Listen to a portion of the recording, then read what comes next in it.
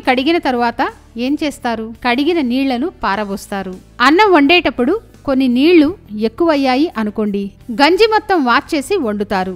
చాలా మంది రోజు చేసే పనే, కానీ వ్యర్థం అని పడేసే బియ్యపు నీళ్లలో అనేక పోషక విలువలు ఉన్నాయి. అవేంటో తెలిస్తే ఇక వాటిని పారబోయరు సరికదా? కావాలని ఇంట్లో బియ్యం నీళ్లు తయారు చేసుకుంటారు. ఇంతకీ ఆ నీళ్లల్లో అంత గొప్పతనం ఏముంది అంటారా? చెప్తాను, అక్కడికే వస్తున్నా. బియ్యం నీళ్లు చర్మ రక్షణలో చాలా ప్రభావవంతంగా పనిచేస్తాయి.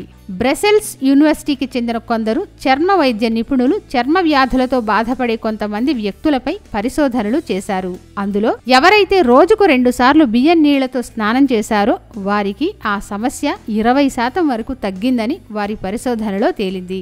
చర్మాన్ని రక్షించడంలో బియ్యం నీళ్లు ఎంతగానో ఉపయోగపడతాయి. ఎటువంటి చర్మ సమస్య ఉన్నా సరే బియ్యం నీళ్లతో కొన్ని రోజుల పాటు స్నానం చేసి చూడండి.